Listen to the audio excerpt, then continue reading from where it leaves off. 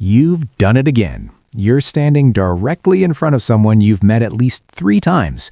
You know their face, you remember where they work, and you can even recall that specific story they told you about their cat. But their name is just gone. Not even hovering at the tip of your tongue, just completely, cleanly absent, as if it were never filed in your brain in the first place. The worst part isn't even the forgetting. It's the next 12 seconds of pure improvised theater you're about to perform, subtly angling your body and desperately hoping someone else in the room says their name first. We've all been there. But the people who do this most frequently, who chronically, consistently forget names, are not necessarily careless or rude. In fact, they are almost certainly not as unintelligent as they've been silently led to believe. There is actually something very specific happening in their brains, and once you understand it, you'll never feel guilty about it the same way again. Today, we're diving into the hidden psychology of the chronic name forgetter. The next in line effect. Let's start with what happens at the exact moment you meet someone new. Your brain is doing an enormous amount of work simultaneously, reading their face, registering their tone, calculating your social standing, and deciding whether you like them.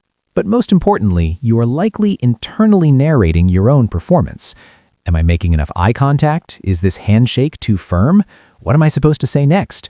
Into this moment of cognitive chaos, the other person hands you a single, arbitrary sound, their name. Psychologists call this the next in line effect. It was first documented in 1973 by psychologist Malcolm Brenner. He found that when people are waiting to speak in a group, their brain essentially shuts off its recording function for the person directly before them. Because you were so focused on what you were about to say, or how you were being perceived, your brain simply refuses to allocate the resources necessary to store that new name. You aren't forgetting the name, you are failing to acquire it in the first place. For the chronic name forgetter, this is often a sign of a hyperactive self-awareness or social anxiety, rather than a lack of interest. The Baker-Baker paradox. Even if you are perfectly calm, there is a second, deeper hurdle, the Baker-Baker paradox. In 1987, researchers McWeeny and Ellis published a study that changed how we view memory. They showed 2 groups of people the same photo of a man. They told the first group, "This man is a baker." They told the second group, "This man's last name is Baker." Days later, the group that learned his profession remembered it far better than the group that learned his name. Why? Because the word baker as an occupation is rich with semantic meaning. It triggers associations of bread, flour, early mornings, and warmth.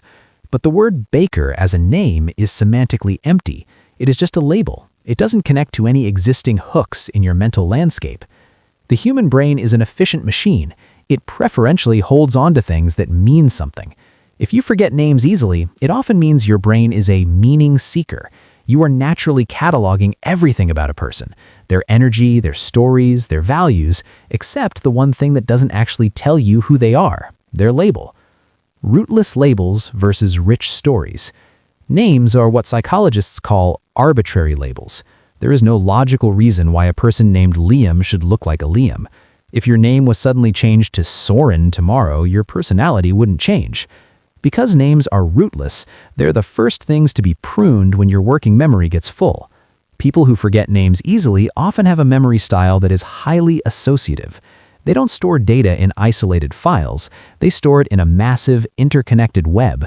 To remember a name, they need a bridge. If that bridge isn't built within the first few seconds of a meeting, the name simply floats away into the void. This is why you can remember a person's complex political opinions from a conversation 3 years ago, but forget what they were called by the time you reach the car. Your brain decided that the conversation was high-value data and the name was low-value metadata. Reframing the flaw. If this is you, it's time for a reframe. You do not have a bad memory. You have a preoccupation problem or a meaning-focused memory.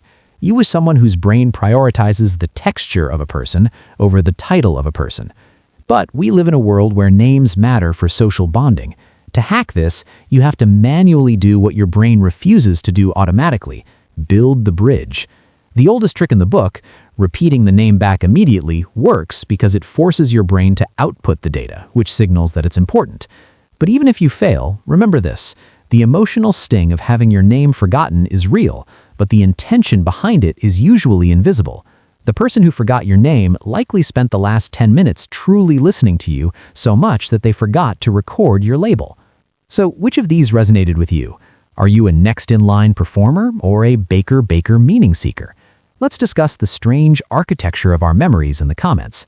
If you found value in this explanation, consider joining our community as we continue to decode the hidden mechanics of the human mind. Your journey towards understanding yourself is just beginning. Your peace is worth the effort.